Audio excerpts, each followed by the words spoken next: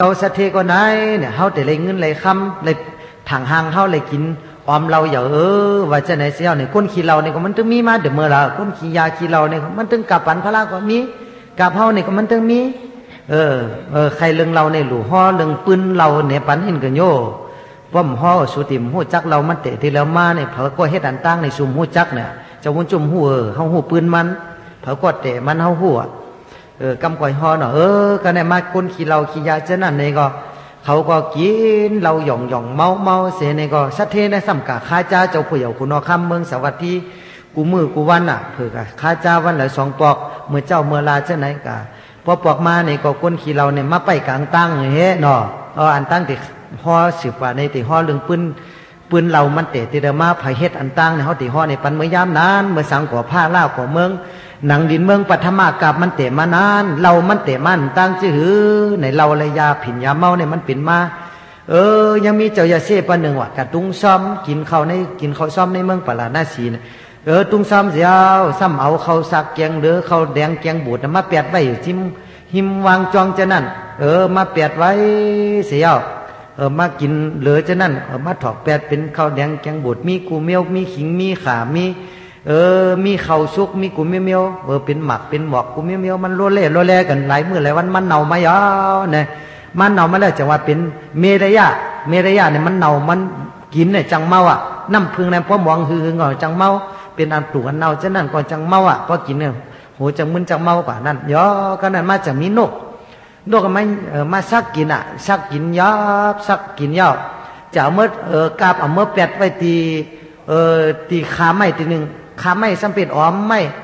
ซ้ำเป็นออกล็อกน้ำไม้น้ำซ้ำขังไว้ผลตกมาน้ำขังไว้เสียเนี่ยมันก็กลับเอาหมักพิษเอาเข้าเอาตู่เข้าของเนากะตกเสือตริกนี่น้ำมานกก็ไหลเฮงตัวกับเสือก็สามารถน้ำมันก็เป็นน้ำตู่น้ำเนาเป็นน้ำหมองมายาเป็นเมรยาสุราเมรยาน่ะเป็นน้ำสุรานั่นมายาเนี่ยก็เจ้าเสียก็มูหางมูตัวมันเจ้าก็เกี่ยงกำตาลาเผาหนามพวกนั้นข้าวสารก็มันเจ้าก็เลยเป็นคุณสางไอ้ยาวน้ำตู่น้ำเนาในสืบตามมาติ๊กนี่ก็นกเนี่ยก็กินอ่ะนกซ้ำมาซักกินน้ำเพราะนกกินเนี่ยเมาปั่นกว่าปั่นมาอะไรเงี้ยซ้ำมีมุกโซก็หนึ่งเนี่ยซ้ำมายาสะเนี่ยมุกโซเนี่ยมายาสะนกจะไหนพอมากินน้ำซ้ำเมาเสียเล่นจ่อเล่นมนห้องจ่อเจมโอนมอจะเนี่ยมันเป็นชื่อเขามากินน้ำได้ก็ได้มาเนี่ยมุกโซเนี่ยจะมายาเสียดูมายาสะน้ำมันในดีโอเลี้ยงจ้องห้องไว้ในเกาติตักเสบุกเมื่อกันนี้ก็ติจำกินตัวกวักหนึ่งก่อนมันจะมัดคนเก่าโนแลเสียมัดตักเอาน้ำนั่งกินเพื่อมากินยาวเนี่ยเมาพอลืมลุกลืมเมลืมหอลืมเงินจะเมาจะหย่องจะเนจะฮัดจะหันมาพอตันตัวจะก็มีตัวหังไกวในโลกากำผาในแต่เป็นกำผาปั่นเนื้อ5 ปั่นก็หัวนะลูกจอนะยาวเฮ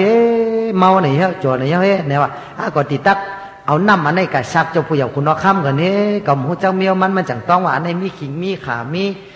เข่าซุกเฮมีกูเมียวมีหมอกมีหมักกูเมียวจะไหนก็ติต้องไว้เฮเนี่ย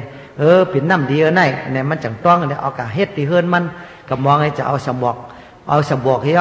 เอากับซักเจ้าผู้ใหญ่คุณนอค่ำเมืองปลาณสิเจ้าข้าเอวเธอเนาะคือเนี่ยข่าวน้ำยาดีมาปันเจ้าขาเนี่ยก้นหัวจะเอาเป็นน้ำยาสิตามมาเนี่ยมันจะน้ำยา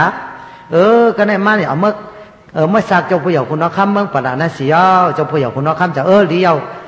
เพราะว่าติปันก็กินเมื่อลูกกินนันตั้งเนี่ยมันก็กินเมาหนาเมาโจดเจ้าเฮาปั่นปั่นจรนะเจ้าว่าลืมตุกลืมขี้5 ฐานพ่อตันโดยคนของพ่อตัน